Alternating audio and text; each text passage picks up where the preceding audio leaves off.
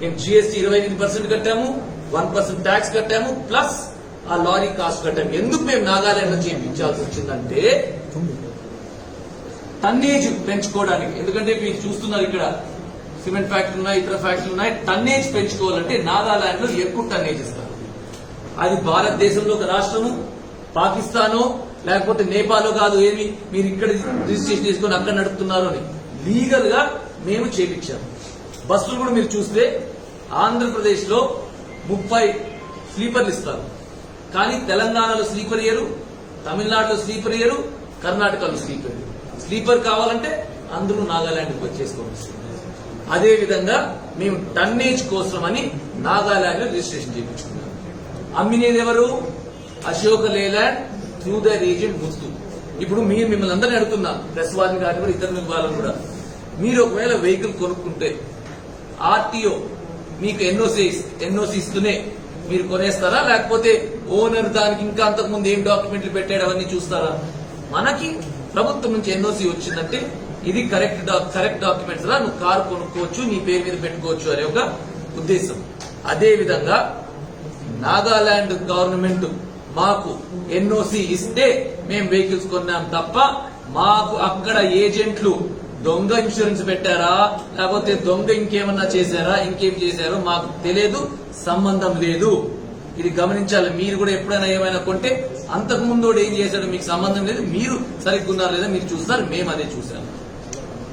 గమ్మత్ ఏంటంటే ఇక్కడ ప్రభుత్వము ఇలాంటి కేసులు వచ్చాయని తెలుస్తూనే మేము నాగాలాండ్కి పోయి, అశ్మిత్ రెడ్డి నాగాలాండ్కి పోయి ఈ డాక్యుమెంట్లు ఒకటి DGP ఆఫ్ నాగాలాండ్ వారికి ఇచ్చి ఏమని ఇచ్చాడు, సార్ ఇట్లా పెద్ద స్కామ్ జరుగుతున్నది, మమ్మల్ని మోసం చేశారు, ఇన్ని వెహికల్స్ అమ్మారు, మాకు ఇలాంటి దొంగ సర్టిఫికేట్లు మీ డిపార్ట్మెంట్ లో అక్కడ RTOలో పెట్టి చేస్తున్నారు, మీరు దయచేసి దీన్ని దర్యాప్తు చేయండి, కేసులు ముత్తు అనే వ్యక్తి పేరు ఇచ్చి వాళ్ళని మీరు పట్టుకోండి అంటే వాళ్ళని పట్టుకోకుండా చూడండి గవర్నమెంట్ అక్నాలజ్మెంట్, గవర్నమెంట్ సీల్ కూడా ఉంది.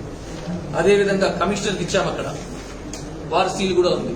మీరు పట్టుకోండి వాళ్ళని అని మేము చెప్తే, మేము చెప్పిలో మమ్మల్ని ఇప్పుడు దొంగలు అంటే మేము ఏం చెప్పాలి చెప్పండి? చాలా దురదృష్టము. ఇది రాజకీయ కుట్ర, రాజకీయ కక్ష. ఇది జేసీ కుటుంబాన్ని జిల్లాలో తెలుగుదేశం పార్టీకి అండగా ఉన్న ఒకే ఒక ఉద్దేశంతో చేస్తున్న పని. ఇంతవరకు వాళ్ళ మీద యాక్షన్ తీసుకోలేదు. మేమే దొంగలుంటే మేమే పోయి చెప్తామండి, మా మీద ఎంక్వైరీ చేయండి, ఎందుకు చేశారు ఏంటి అనేది. రెండోది ఇంకొక కేసు పెట్టారు. ప్రభాకర్ రెడ్డి ఏదో ఈ కంపెనీకి, ఒక లారీలకి దొంగ పోలీస్ సర్టిఫికేట్ ఇచ్చాడు. మీరు గమనించాల్సింది, అవి రెండు లారీలంట. ఆ 2 లారీలు కూడా ప్రభాకర్ రెడ్డి గారి పేరు మీద లేవు. ఆయన ఓనర్ కాదు, ఎవరో ఒక 4 వ్యక్తుల్ని భయపడించి ప్రెషర్ చేసి ప్రభాకర్ రెడ్డి పేరు చెప్పండి అంటే ఆయన అయ్యా అమ్మ చెప్పారు అని ఒక మాట చెప్పినందుకు ఆయన మీద కేసు చేసి ఈరోజు అరెస్ట్ చేశారు. దానికి కూడా వెంటనే ఆ వ్యక్తులు ఎవరైతే ఉన్నారో వారు ఎవరో కూడా మనకు తెలియదు, ఏజెంట్ అనుకుంటా. ఇప్పుడు మీకు తెలుసు సిస్టమ్ అంతా, ఎవరో ఏజెంట్లకు ఇస్తే వాళ్ళు పోయి RTOలో చేస్తారు, కానీ మనము ఓనర్లు పోయి ప్రతిదీ RTO ఆలోచన చేసేది కాదు. ఆ 4 వ్యక్తులు కూడా అఫిడవిట్ ఇచ్చారు, నోటరైజ్, ఇదిగోండి నోటరీ చేసి, ఇది బలవంతపూర్వకంగా ప్రెషర్ పెట్టి మాతో రాపించుకున్నారు పోలీసులు అని. ఈ 2 కేసులు కూడా మీ ముందరే పబ్లిక్ ముందర పెడుతున్నాము. పటాపంచలైంది. ప్రభుత్వం కేవలం కక్ష సాధింపు తప్ప కేసులో ఏ మాత్రం బలం లేదు. ప్రజలు గమనిస్తున్నారు. జగన్మోహన్ రెడ్డి, మీ మంత్రులు, మీరందరూ కూడా ఎప్పుడు చాలా రోజులు సాగదు. పెద్ద పెద్ద రాజ్యాలే కూలిపోయినాయి, 100 సంవత్సరాలు ఉంటాయని. ఇది హిట్లర్ పాలన. హిట్లర్ పాలన ఏంటంటే ఆయన కూడా థర్డ్ రైట్, 1000 సంవత్సరాలు ఉంటుంది మాది అని జూస్ మీద ఏ విధంగా అట్రాసిటీస్ చేశాడో, ఏ విధంగా వాళ్ళని కక్ష సాధింపు చేసి ఎంత హీనంగా వాళ్ళని చేశాడో, అంతకన్నా హీనంగా హిట్లర్ పరిస్థితి ఏందో తెలుసు మీకు. అదే పరిస్థితి గవర్నమెంట్ కూడా, అంతకన్నా ఏమింది, వేరేదేం కాదు. తప్పకుండా మీరు దీని ప్రతి దానికి ప్రతిఫలితం ఉంటుంది. మీరు ఎంత బంతి కొడతారో దానికి డబుల్ రియాక్షన్ తో మా ప్రభుత్వం వచ్చినా కానీ మా కార్యకర్తలు కూడా ఎంతో ధైర్యంగా ముందుకొచ్చి పోరాడుతున్నారు. మీటువంటి ఎన్ని కేసులు పెట్టా మీ ద్వారా తెలియజేస్తున్నాను ఆంధ్ర ప్రజలకు. ఇవి నిన్న అచ్చెన్నాయుడు గారు, ఈ రోజు ప్రభాకర్ రెడ్డి గారు, రేపు ఇంకా 2 3 ఎక్స్ మంత్రులని ఇటువంటి మినిమం 10 మందినో 15 మందినో టార్గెట్ చేయాలని పేర్లున్నాయి. వాళ్ళందరినీ కూడా అరెస్ట్ చేసేవారికి అంటే కేసులు ఉన్నాయా లేదా అనవసరం, వాళ్ళకి ఫస్ట్ అరెస్ట్ చేయండి, మళ్ళీ కావాలంటే కోర్టులలో చూసుకోండి అనే పరిస్థితికి గవర్నమెంట్ వస్తున్నది.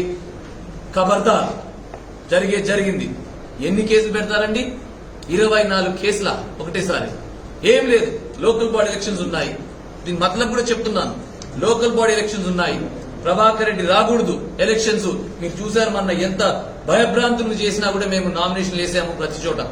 రాష్ట్రం అంతా ప్రజల్ని భయభ్రాంతులు చేసి నామినేషన్ కూడా లేకుండా లోకల్ బాడీ యునానిమస్ చేయాలనుకున్నారు. అటువంటి పరిస్థితుల్లో మేము నిలబడి తెలుగుదేశం పార్టీ తరఫున అన్ని క్యాండిడేట్లు వేశామని, ఎటువంటి పరిస్థితుల్లో ప్రభాకర్ రెడ్డి తాడిపత్రి రాడు అని సవాల్ ఇస్తున్నారు వైఎస్ఆర్ కాంగ్రెస్ పార్టీ వాళ్ళ ముందే. ఆ క్రమంలోనే ఇది నిజాన్ని మీకు ఇంకొక నిజం చెప్పాలి. ఒక 3 వారాల ముందే ప్రభాకర్ రెడ్డి గారు రోజుకు కేసు పెడుతున్నారు. ఇప్పుడు 24 పెట్టారు. మనం సరెండర్ అయితే అయిపోతుంది. ఎందుకంటే కేవలం కరోనా ఉందని సరెండర్ కాలేదు. మాకు తెలుసు ఇది వచ్చే మేము సరెండర్ అయ్యి మమ్మల్ని లేకపోతే పోలీస్ స్టేషన్ లో జైల్లో వేసే వరకు కేసులు పెడుతూనే ఉంటారు. ఇంకా సంవత్సరమైన 2 సంవత్సరాలు ఏమన్నా దొంగలం మేము పారిపోలేదే. మొన్న కూడా మేము ఎక్కడున్నాము, ప్రెస్ కాన్ఫరెన్స్ ఇచ్చాం. మాకు తెలియదా వచ్చి అరెస్ట్ చేస్తారని? ఎక్కడికి పోలేదే మేము. కానివ్వండి, ఎంతవరకు చేస్తారు. ప్రతి దానికి ఒక అంతం ఉంటుంది. Full stop. గ్రాఫ్ పోయినది కిందికి దిగాల్సిందే. ఆ రోజు దగ్గరలో పడుతున్నది. ఈ వైఎస్ఆర్ ప్రభుత్వం ఆగడాలు ఎంత అంతా కాదు, ప్రజలు చూస్తూనే ఉన్నారు. మీరు అనుకుంటున్నారు ఏదో చేస్తే అంతా పోలీస్ ద్వారా రాజ్యం నడిపించేస్తాం ఆఫీసర్లతోని. వాళ్ళు కూడా వెక్స్ అయిపోతున్నారు.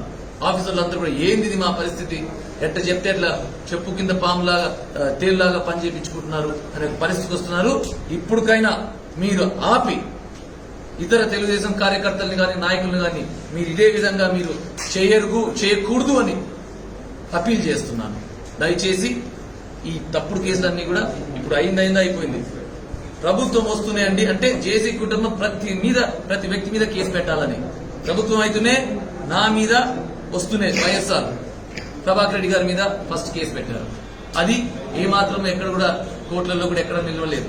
రెండోది దివాకర్ రెడ్డి గారి మీద పోలీసుతో కేసు పెట్టించారు. మీ అందరూ ఈ జిల్లా వాసులు తెలుసు. మీకు 30 సంవత్సరాలు తెలుగుదేశం గవర్నమెంట్ కానీ మేము కాంగ్రెస్ ఉన్నప్పుడు కానీ తెలుగుదేశం గవర్నమెంట్ కూడా ఎప్పుడు మేము ఎంత కాంగ్రెస్ జెండాను పట్టుకొని ముందుబడి తెలుగుదేశం ఆపోజిట్ చేసిన ఒక్క కేసు ఆయన మీద పెట్టలేదు. అటువంటిది పెద్ద ఆయన కూడా చూడకుండా ఆయన మీద కూడా కేసులు పెట్టారు. ఈ రోజు ప్రభాకర్ రెడ్డి గారి మీద వాళ్ళ కొడుకు మీద కూడా కేవలము ఇంకా నెక్స్ట్ పిల్లలు ఎవరన్నా ఉంటే చిన్నపిల్లలు వాళ్ళ మీద కూడా పెడతారేమో అనే ఒక అసహ్యం కలుగుతున్నది. ఇవన్నీ కూడా ఫుల్ స్టాప్ పెట్టాలి.